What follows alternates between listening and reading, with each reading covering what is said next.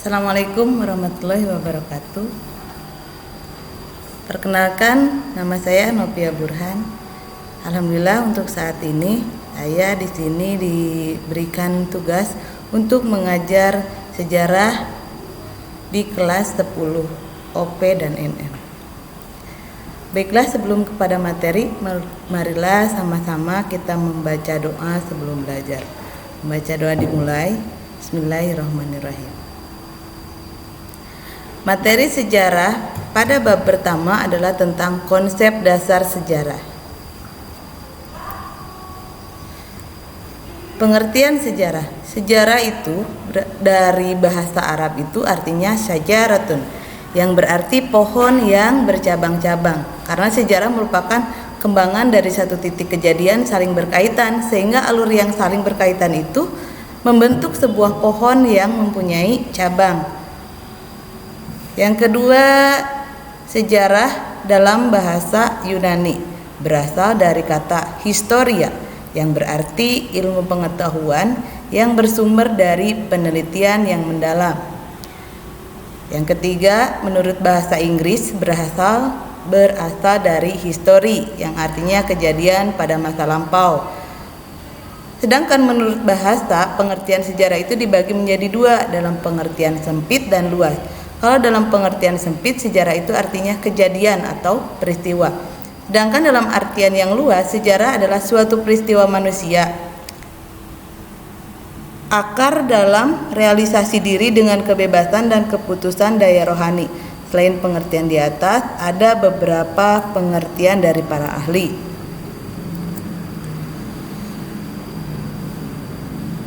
Yang kedua, tentang cara berpikir dalam sejarah. Kemampuan berpikir secara kronologis, artinya pengetahuan tentang urutan waktu dari sejumlah kejadian atau peristiwa.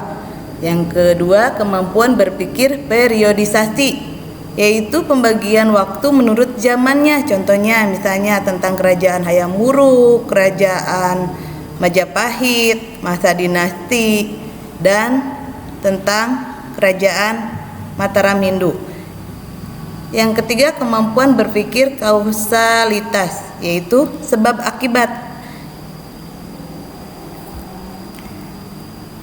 Contohnya, mengapa terjadi Perang Dunia II pada tahun 1939, mengapa Perang Dunia itu berakhir pada tahun 1945, itu termasuk pada kemampuan berpikir kausalitas.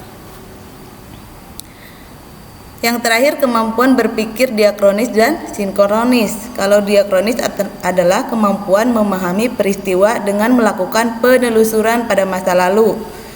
Sedangkan sinkronis memahami peristiwa dengan mengabaikan aspek perkembangannya. Keterkaitan manusia dalam ruang dan waktu. Dalam peristiwa sejarah itu, pasti manusia mengalami berbagai hal dalam hidupnya, dan semua itu berlangsung dalam ruang dan waktu. Keterkaitan manusia dalam perubahan dan berkelanjutan. Selain keterkaitan manusia dalam konsep perubahan, manusia pun hidup berkaitan dengan konsep berkelanjutan. Nih, manusia dalam ruang dan waktu. Konsep ruang dalam sejarah. Ruang itu merupakan tempat yang ada di permukaan bumi. Semua makhluk hidup dan organisme termasuk ke dalam konteks ruang. Konteks waktu dalam sejarah ada terbagi menjadi 4: perkembangan, kesinambungan, pengulangan, dan perubahan.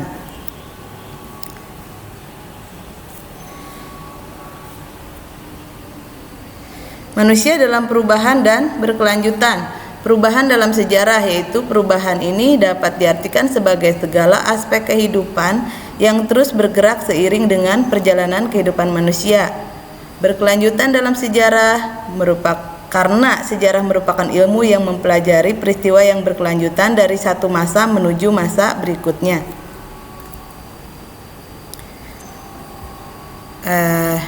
Sekian materi dari saya.